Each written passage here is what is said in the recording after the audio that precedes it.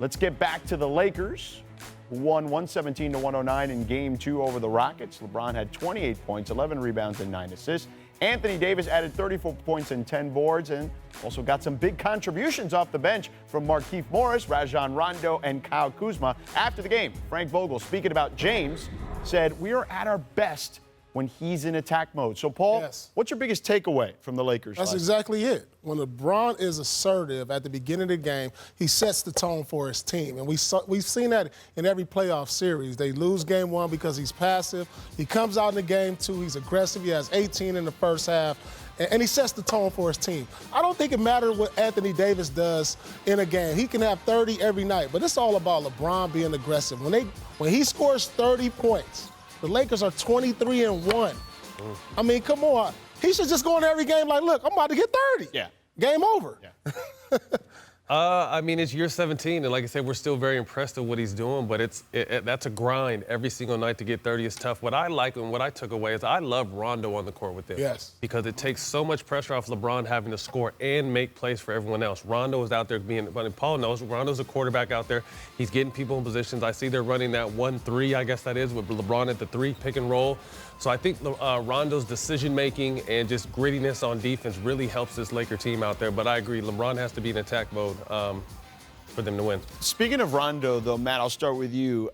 I feel like the issue with him in recent years has been consistency, right? As he's getting older in age, there hasn't, you can see one of these games once every 3, 4, 5 games. How much more does he need to give them as far as consistency? To me, it's really not even about the numbers with him. It's just his management and leadership out there on the court. I mean, you're going to live with him missing a couple threes, but he makes the right play 9 out of 10 times. He knows how to play passing lanes. He can guard James Harden. He gets everyone organized. And like I said, the most important thing he does is he takes that pressure off LeBron having to make a play for everyone on the court all the time, along with us wanting him to score 30 points. Yeah, you're exactly right, man. It's not about Rondo's numbers. He can go out there, have 10, 5 points, and he can really change the game. What I saw out there, he changed the pace of that game. Absolutely. It's a different pace out there than when Rondo's at the one of LeBron. LeBron pushes it at times, but Rondo, he's going to pick up full court. He's going to push the ball every single time.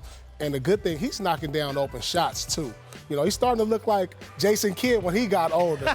Early in his career, you remember, it was like Jason Kidd couldn't really shoot, then he became a deadly spot-up shooter. We're starting to see that in Rondo, and he changed the pace on offense with the way he pushes and his defense. Well, the key is to guard him, right? Like, just make him live enough where they have to guard him. And they're doing that. They definitely have to do that. Yeah. And, look, the Lakers got a lot of contributions off the bench yesterday besides Rajon Rondo. Markieff Morris had a big game. Kyle Kuzma had a big game. How important is it for the bench, Matt, to get They're going to going? need that. I think every night the Lakers are going to need at least 60 between Braun and AD, and then they're going to need someone off the bench to come and play well. I think Kyle Kuzma could be that guy. Obviously, Morris was last night, but Kuzma can do the small things. He's so accustomed to getting a bunch of touches and a bunch of looks in previous years, and I think he's really had to adjust his game as the older he's got and understand that he can do the hustle stuff and still get 16 and 10 every night, and I think his ability to run the floor, there's not a person on Houston that can keep him off the offensive glass. Right. To him to be a dog on defense, the small things he does, when he touches the ball, he won't feel like he has to really, he'll be in rhythm already, and I think he's going to be a very important key because they're going to need either him, Caldwell Pope, or if it's going to be Morris to be that third kind of wild card, third option by committee that they're going to need to move forward. Yeah, Rondo's going to continue to be the key for that group because they don't have a guy that you can say, here, take the ball and carry the offense, make a play one-on-one. So Rondo's out there making plays for these guys. That's why you see Morris get a lot of open shots. And that's why you see Kuzma get driving lanes because of that. So he's an intricate part to that second unit, and they're going to have to use him 20 to 25 minutes a night because that's going to be key. Paul, AD looked more active, I thought, yesterday. I felt like he settled for a lot of mid-range stuff in Game 1. He still hit plenty of those shots, but he was more active around the rim. What did you make of the difference between Game 1 and Game 2? Yeah, I mean, he was aggressive. He took advantage of his size. They posted him up. They saw the mismatch. Yeah, you get a little frustrated when he takes these jumpers on these small guys, but the thing is he's making them. Right. And now when they get up on him and try to take the jumper away, he's attacking to the rim. And so he's a problem for them. He's going to go out there and get 25 and 30 that night. And we saw that in Game 1. But it's all on LeBron. Like I said, he has to get 30. We know AD is going to get his. LeBron has to be aggressive. I want AD to be just meaner.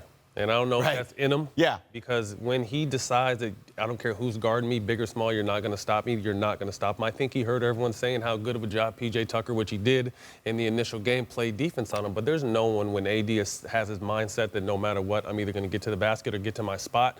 No one's going to stop me. And I want to see more of that AD because I think that takes less pressure off Bron. He's going to stay fresher longer throughout the playoffs. To your point, we saw some of that in the Portland series, too, where people were wondering, hey, he needs to be more assertive in that spot. Thanks for watching ESPN on YouTube. For live streaming sports and premium content, subscribe to ESPN+.